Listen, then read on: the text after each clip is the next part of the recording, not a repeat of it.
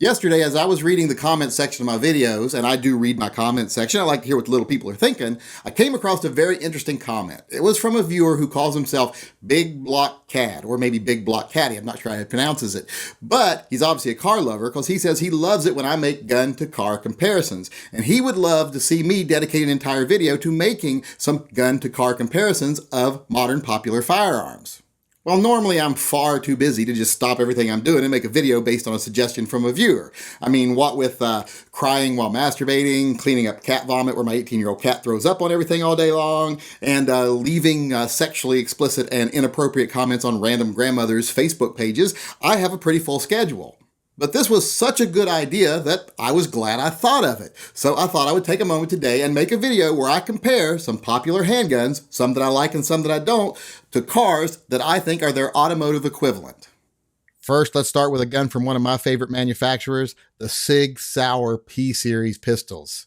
Now, these pistols aren't the sleekest guns ever made, they're not the smallest guns ever made, but they're still a very refined, tight, well-engineered machine. They are a great example of classic German engineering, and that is why I clearly think that the automotive equivalent of the Sig Sauer P-Series pistols are the Mercedes-Benz G-Series. When you first look at one, you might think, wow, that's kind of big and that's kind of bulky, it's kind of square. But once you actually get in one and get behind the wheel, you're like, wow, they spared no expense on this thing. This thing is made for a purpose and it's made well for that purpose. And it's probably one of the best things on the road. So that's why the Sig Sauer P-Series is the Mercedes G-Series of the handgun world. Now let's talk about a gun that some people love and some people love to hate, the Colt 1911. The Colt 1911 is a classic. It's beautiful. It's high performance if you know how to use it. It is a little bit high maintenance, but if you know how to take care of one, it's definitely worth it.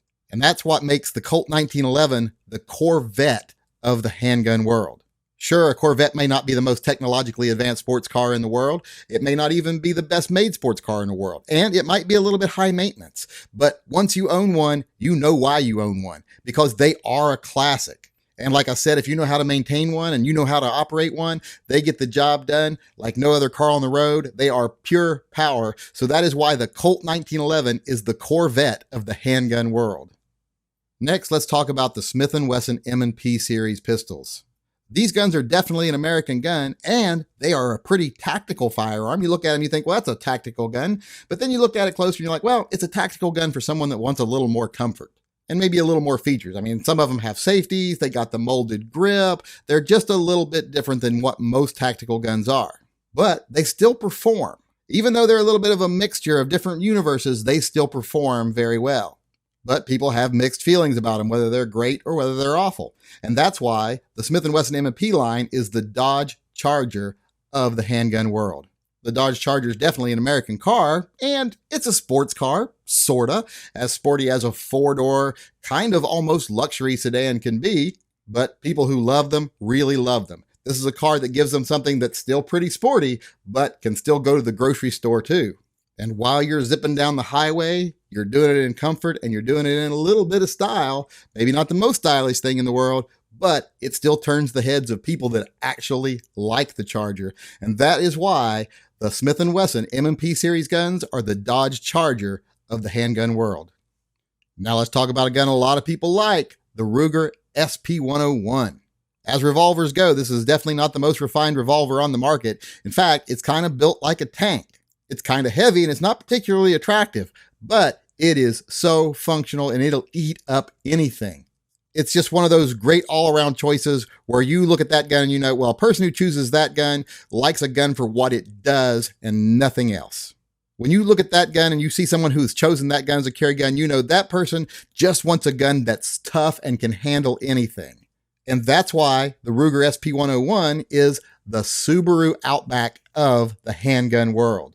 The Subaru Outback definitely isn't pretty, but that four-wheel drive little monster with a good power plant in it can go anywhere and do anything. It's not going to win you any awards for the most beautiful car on the road, but when people see you driving it, they know you chose a car that can get through anything: snow, water, ice, etc., mud. You are someone that wanted a car that was functional, and that's what mattered to you most. And that's the same thing with the Ruger SP101. So that's why the Ruger SP101 is the Subaru Outback of the handgun world. Now let's talk about the CZ75 series pistols. This includes the SP01, the P01, etc. Now, these guns look a little different. When you first see them, you might be like, I'm not really familiar with the brand. I haven't had much experience with it, and they look a little odd, so I'm not sure that gun is for me. Then you start looking around and you notice that people that you value their opinion on firearms, they love the CZs. So you think, well, I'll give it a try. And then you try it and you find out what all the fuss is about. It's an amazing gun. And that is why the CZ75 series pistols are the Saab 900 Turbo of the handgun world.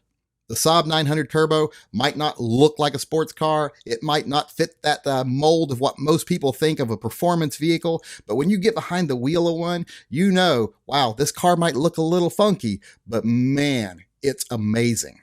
And that's why the CZ75 series pistols, they are the Saab 900 Turbo of the handgun world.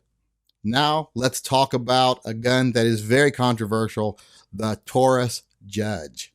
The Judge looks like a beast when you first see it. You think, wow, this is going to be a gun that will tear up anything. Just look at that cylinder. Look how big it is. Man, it is a scary looking gun. But then you actually use one and you're like, wow, this isn't as good at any one thing as other guns are good at that one thing. It's kind of okay at several things, but it's not really great for anything. And the quality is dubious. So that's what makes the Taurus Judge the Hummer H3 of the handgun world.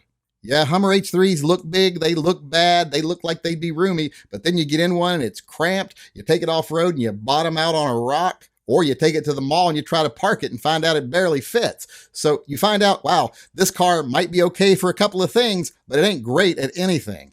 And then it spends half the time in the shop and you're like, okay, maybe I made a bad decision here based on looks alone. And that is why the Taurus Judge is the Hummer H3 of the handgun world.